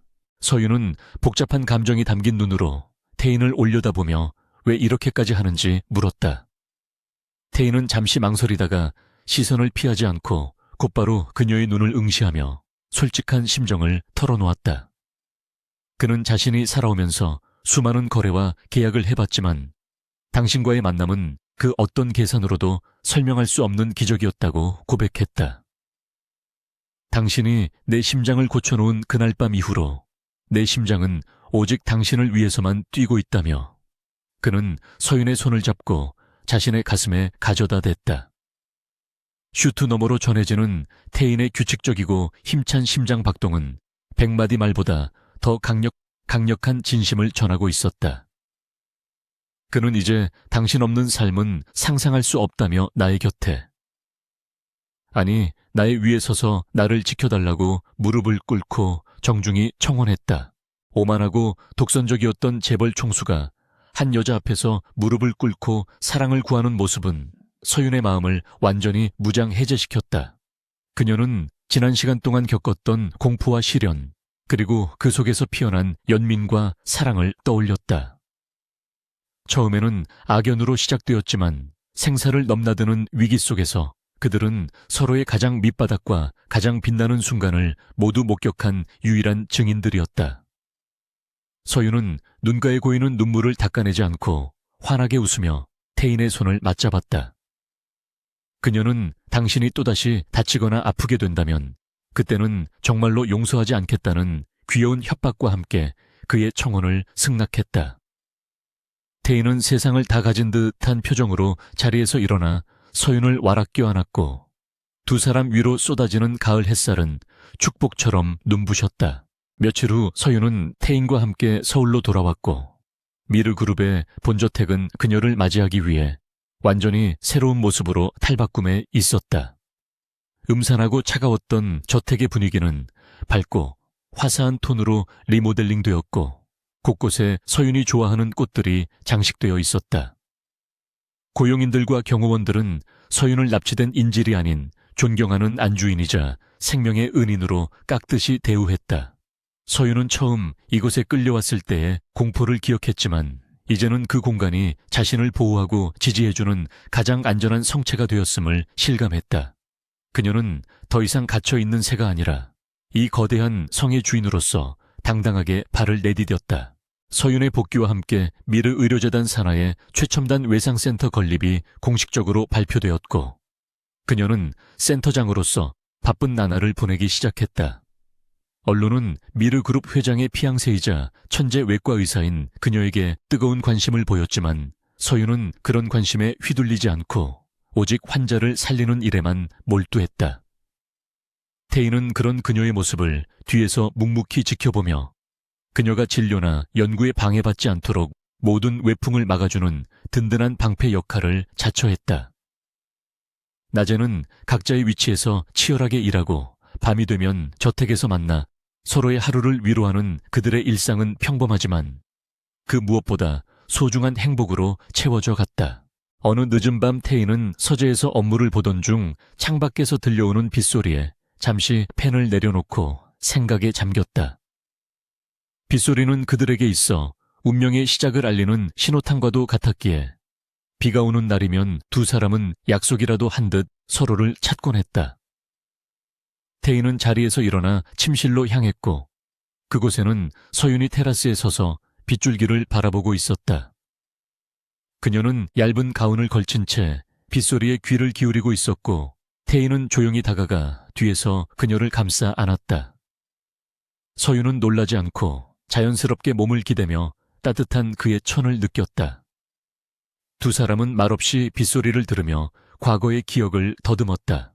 태희는 서윤의 귓가에 대고 만약 그날 밤 내가 그 진료소 문을 두드리지 않았다면 혹은 당신이 문을 열어주지 않았다면 어떻게 되었을까라고 나지막이 물었다. 그것은 그가 가끔씩 떠올리는 끔찍한 가정이었지만 서윤은 고개를 돌려 그의 뺨을 어루만지며 단호하게 대답했다. 우리는 어떤 방식으로든 만났을 것이고 나는 당신을 살렸을 것이라고. 그것은 거스를 수언 없는 필연이었다고 그녀는 확신에 찬 목소리로 말했다. 태희는 그녀의 대답에 안도의 미소를 지으며 그녀의 이마에 입을 맞췄다. 그날의 비는 차갑고 공포스러웠지만 오늘 내리는 비는 두 사람을 세상으로부터 고립시키는 것이 아니라 그들만의 아늑한 세계를 만들어주는 보호막처럼 느껴졌다. 시간이 흘러 결혼식 날이 다가왔고 식장은 대한민국 정재계 인사들이 총출동하여 인산인해를 이루었다. 하지만 태인과 서윤은 화려한 예식보다는 진정성을 담은 서약을 원했기에 가까운 지인들만 초대한 가든파티 형식으로 결혼식을 진행했다.